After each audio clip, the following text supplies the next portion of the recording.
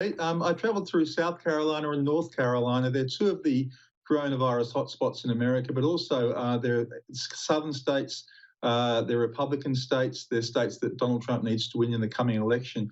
And I had been down there a year ago with my family, so it was interesting to contrast the same states now compared to a year ago. It's really a very different landscape out there in that part of America. I mean, what I saw was on the highways and in the back roads, so many small businesses, Pete, closed down. It was really quite sad to behold.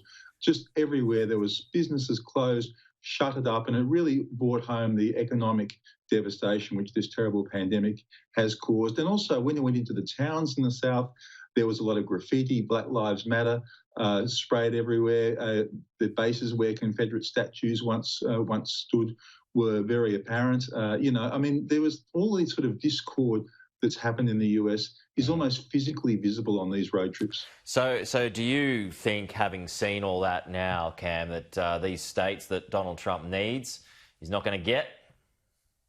Look, he may get them, Peter. I mean, I spoke to a lot of supporters, Donald Trump supporters in these states. A lot of them are sticking by him strongly. A lot of them say that basically, he's the pandemic, he's done as well as he can reasonably do. They think he's better on the economy than Joe Biden. They think very little of Joe Biden, actually.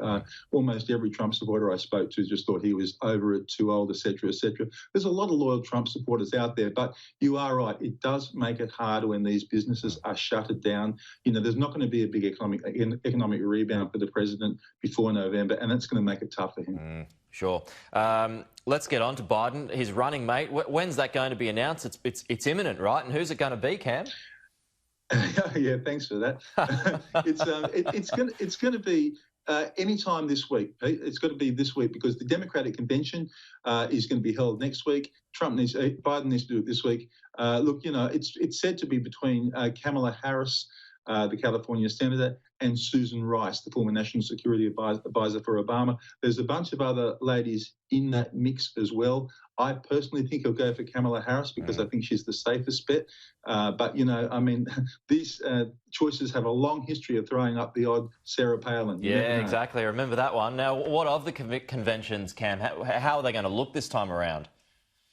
Well, that's a really good question. I mean, my God, they're going to be so different. So the Democrat convention next week is going to be 2 hours of primetime television every night with different speakers. It's a Democrats' who's who of royalty, if you like. Yeah. They're going to have Michelle and Barack Obama. They're going to have also Elizabeth Warren and Bernie Sanders. They're going to have Hillary Clinton, which would be very interesting, and also Bill Clinton. So it's going to be amazing. And Joe Biden will come on the final night. It's going to be very choreographed, a lot of stories about ordinary Americans. It's going to be as the strangest convention we've ever seen. It really is going to be remarkable, I think. And what's Trump going to do? What are the Republicans going to do this time around? Where's his nomination speech going to be?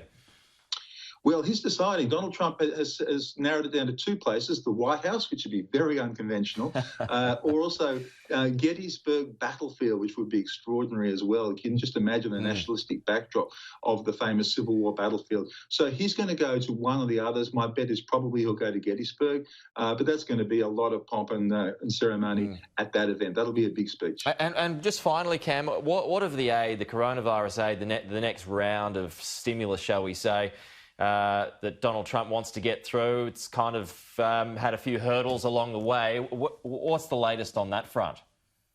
Yeah, the argy-bargy between the Democrats and Trump over more coronavirus aid is still going on. And so Democrats want to go back to Congress and try and get it going again. Trump says, we're not going to do that. We don't need to do that. Right. So it's just a stand-up at the moment, Pete. All right, mate. Sounds like you might have a lead to get through there, mate. One of your contacts is calling you to go and chase a story. Sorry about that. Yeah. All right, Cam Stewart.